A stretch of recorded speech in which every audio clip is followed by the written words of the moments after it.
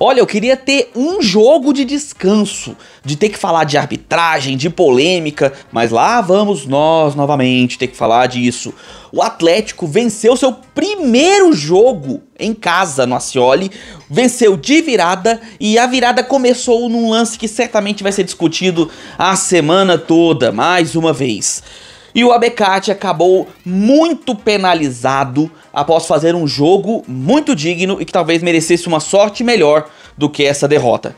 Vamos falar tudo que rolou nesse jogo, vamos explicar pra vocês o que aconteceu e trazer sérias críticas, porque mesmo o Atlético tendo vencido, todo mundo que acompanhou a partida vai combinar que não foi lá uma grande apresentação.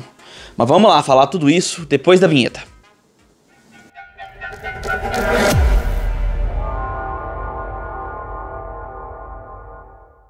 Fala aí, seus torcedores que queriam que o VAR da Europa estivesse implementado no Brasil. Sejam bem-vindos ao canal, meu nome é Victor Gader, deixe seu like aqui embaixo se você gosta desse tipo de conteúdo, se inscreve no canal e marca o sininho para receber notificações sempre que sair um vídeo novo aqui no canal.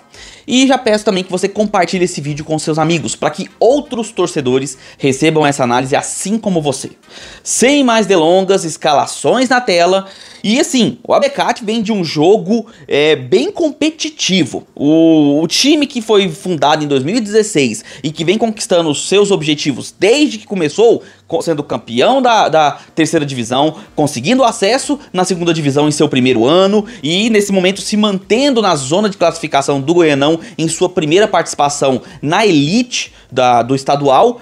O Abecati chega para enfrentar o Atlético, que conseguiu uma vitória muito boa no último jogo, que foi um clássico fora de casa contra o Goiás. As duas equipes, por mais que o Abecati tenha perdido e o Atlético tenha vencido, as duas equipes estão relativamente no mesmo ponto das suas temporadas. O Abecati conseguindo seus objetivos, mas tendo alguns problemas, principalmente com relação ao resultado e não com a exibição que faz em campo, enquanto isso o Atlético até conseguindo uns bons resultados, mas tendo muitos problemas na exibição de seu futebol, e não necessariamente nos resultados. Tudo bem que no último jogo o Atlético até foi bem, mas nessa partida, o Guanais veio com uma escalação diferenciada. Dois jogadores que chegaram recentemente já começaram como titular, o Leonaldi e o Robert. E o Shailon nem no banco foi. Essa escalação colocaria o Robert como o armador do time.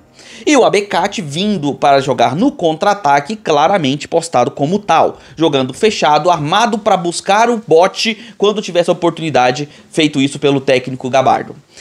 Beleza, e agora vamos falar do jogo? Como? Porque veja bem, primeiro tempo não teve jogo, tá? Teve o Atlético tocando de lado, o Atlético tocando na zaga, o Alex sendo com certeza o jogador que teve mais posse de bola no primeiro tempo de todos os jogadores em campo. Certamente ele foi o que mais pegou na bola no primeiro tempo. Tivemos um lance relativamente perigoso, que foi um cruzamento vindo da direita, onde o Caio Dantas quase chega na bola, mas se não me engano a zaga do Abecati desvia e tira a oportunidade dele, que cedeu em escanteio. Só teve isso de lance perigoso. O Abecati simplesmente não atacou no primeiro tempo, o que fez o Ronaldo ser mero espectador do jogo, nem sujar a roupa ele sujou, o pessoal na transmissão tava até brincando com isso. E do lado do Atlético, assim, vamos lá, como é que eu vou explicar isso pra vocês? O Atlético começa com o Robert como meia, abre o Marcelinho pela esquerda e o Alejo pela direita, o Caio Dantas mais centralizado. Vê um pouquinho de futebol ali no começo dos primeiros 7 a 8 minutos, onde o Atlético consegue, aproveitando ainda a indefinição defensiva do Abecati, o Atlético consegue criar uma coisa ou outra. Mas nada significativo, nenhum chute perigoso, nenhum cruzamento perigoso, nada, né? Beleza. Quando o Abecati se encaixa por conta da organização feita defensivamente pelo seu técnico e pelos próprios jogadores que conseguiram entender a dinâmica ali do jogo do Atlético, quando ele se encaixa, o Atlético para de jogar. E aí você pode dizer pra mim assim: ah, Victor, é porque o Abecati se fechou muito bem defensivamente, o Abecati fez um jogo defensivo muito bom. Concordo, muito bom mesmo. O Abecati fez um jogo defensivo muito legal. Agora, o que um time, quando pega um adversário que se encaixa bem na defesa, o que ele tem que fazer? Ele precisa ser, vou responder pra você, ele precisa ser imprevisível. E pra você fazer isso, você precisa de técnico que determina uma mudança tática em campo para tentar surpreender o adversário. Além disso, quando o adversário se fecha compactado, como o Abercati fez, uma alternativa muito interessante são os lançamentos em diagonal e as inversões de jogadas. No primeiro tempo, você viu alguma? Aliás, vou além. Você viu alguma mudança tática no primeiro tempo? Porque, se não me engano, pro Guanais, a única mudança tática que existe é inverter os pontas. É o Alejo ir pra esquerda, o Marcelinho ir pra direita, e isso seria o suficiente para mudar o jogo. Pelo amor de Deus, isso não nem começa, tá? Não é nem por aí. E ele provavelmente fez isso no primeiro tempo, mas foi tão sem efeito que eu nem percebi. Se tiver rolado essa inversão no primeiro tempo ainda, se vocês viram, pode até colocar nos comentários, mas eu particularmente nem percebi, porque foi 47 minutos de bola tocada pro lado na defesa do Atlético e só teve isso praticamente o jogo todo.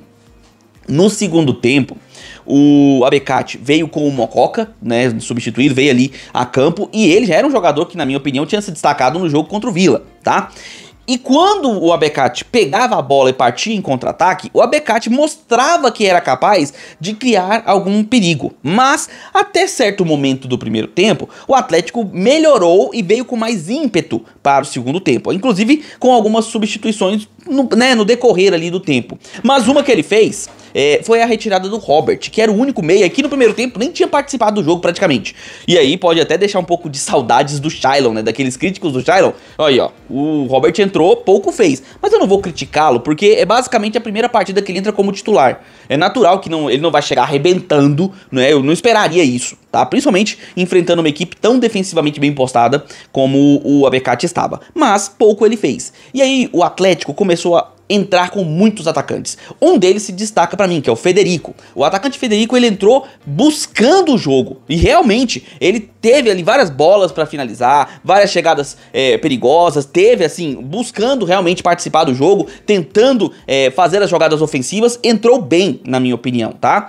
Só que pouco depois, ele tira o Romão, né, um lateral, e ele coloca o Janderson. E aí coloca o time com 4 atacantes. E recua o Alejo pra lateral.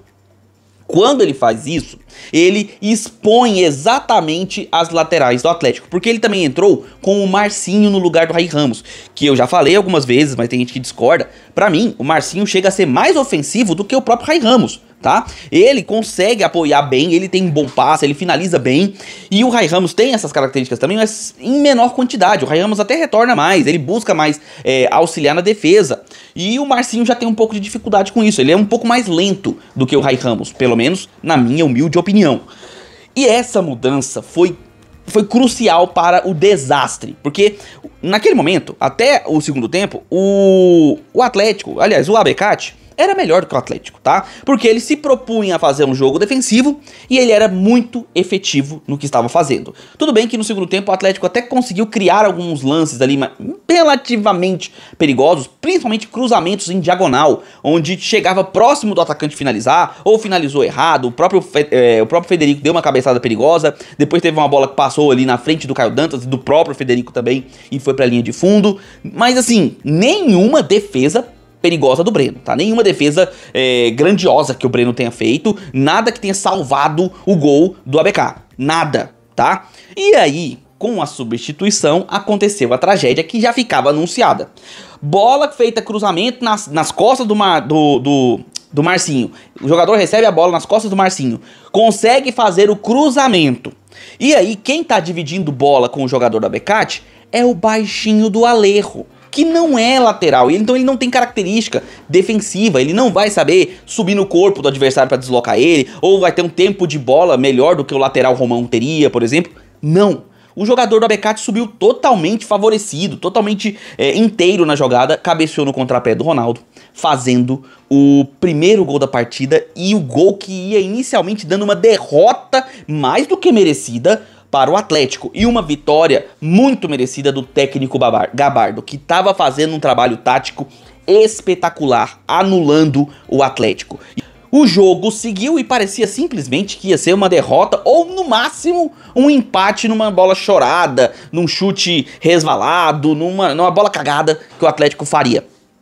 Porém, Num lance de bola aérea, a bola é rebatida, sai da área, cabeceada de volta pra área. Se não me engano é o Alex que vai dividir bola com o jogador do Abecate. E aí, inicialmente, achou-se que tinha sido um choque de cabeças entre os dois jogadores. E eles caem no chão, o juiz interrompe a partida para atendimento médico. Só que quando o lance é revisado no replay, fica claro, o jogador do Abecate deu uma cotovelada na cabeça do Alex.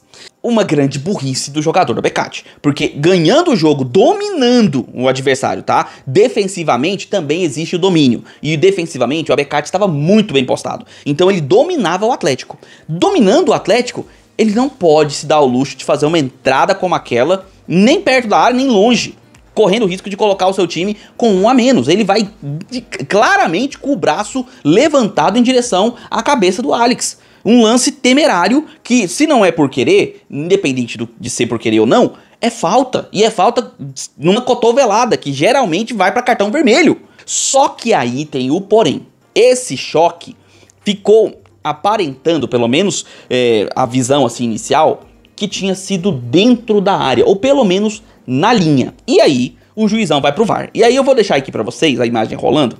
Vocês estão vendo aí o lance. E eu vou deixar uma imagem estática do outro lado. A imagem estática mostra o momento exato do contato, tá? O momento que há o choque. E aí a imagem rolando aqui, vocês estão vendo como é que foi esse choque e o posicionamento. Vocês colocam aí nos comentários a opinião de vocês. Foi na linha? Foi fora da área? Eu não fico em cima do muro, eu vou dar minha opinião. E eu sei que vai chover torcedor falando aqui que eu tô sendo clubista, que eu tô puxando sardinha pro meu time, que é o Atlético. Gente, já ficou claro aqui, eu espero que tenha ficado claro pra vocês, que eu não tenho motivo nenhum pra fazer isso. Não é o meu perfil, tá? Não é. Porém, esse lance aí, eu olhei com muita calma. Esse lance que vocês estão vendo aí repetindo, eu fiquei vendo muito, cara. Muito, muito mesmo. E eu vou ter que falar, tá? Eu vou ter que dar minha opinião. Eu acredito que o árbitro acertou. Eu sei, tem gente que vai falar, não, foi fora da área, não é conclusivo o lance. Mas, gente, olha a imagem, olha o vídeo, e aí vocês me dizem. Se eu tivesse que apostar, foi em cima ou foi fora? Eu olhando a imagem, primeira coisa que me bate a cabeça, assim, primeira coisa que me vem, é que foi em cima da linha, tá? Pela imagem, pelas sombras, pelo posicionamento dos jogadores, pelo posicionamento até da bola e do corpo do jogador com relação à angulação da câmera, sabe? Dá pra você perceber que, pelo menos, parece muito, fica muito próximo de ser evidente de que o lance foi em cima da linha. E sendo em cima da linha, foi muito bem marcado pelo juiz. Pênalti e cartão amarelo, para não penalizar duplamente o time que fez a falta. Se fosse fora da área, certamente o jogador do Abecate seria expulso, tá? Que é um procedimento padrão ali, né? O jogador seria expulso pela cotovelada. Não foi o caso. Pra mim, eu vendo e revendo várias e várias vezes, pra mim, realmente pareceu muito que foi em cima da linha. E sei que isso gera polêmicas, mas é o que aconteceu e tô aqui evidenciando pra vocês. Resultado é que o Haldney foi pra bola, cobrou e empatou o jogo, o que era um resultado completamente injusto. O Abecate até aquele momento merecia e muito a vitória, porque fazia um jogaço tático, dando um nó no Rafael Guanais, que simplesmente não consegue mudar o Atlético, nem dentro de campo e nem fora. Não consegue. E aí, o Atlético empata e o juiz dá 7 minutos de acréscimo, o que eu achei ok, não achei um número exagerado. Se ele tivesse dado 10 minutos, eu ia falar, não, aí tá difícil, né, cara? Aí você tá querendo forçar a barra. Mas 7 minutos com a paralisação, com substituições, tá dentro do esperado, tá dentro do esperado pra esse jogo. E eu sei que também vai ser uma crítica, eu sei que vai ter gente falando que foi muito, que o acréscimo foi até o Atlético virar, o de sempre do futebol, eu sei que isso rola, mas isso é uma opinião particular minha, e vocês sabem, eu não tô falando isso só por conta do fato de torcer pro Dragão. Eu falo isso com uma análise mais completa, né? E com isso eu vejo que o acréscimo foi de acordo, tá? Não foi exagerado, foi ok.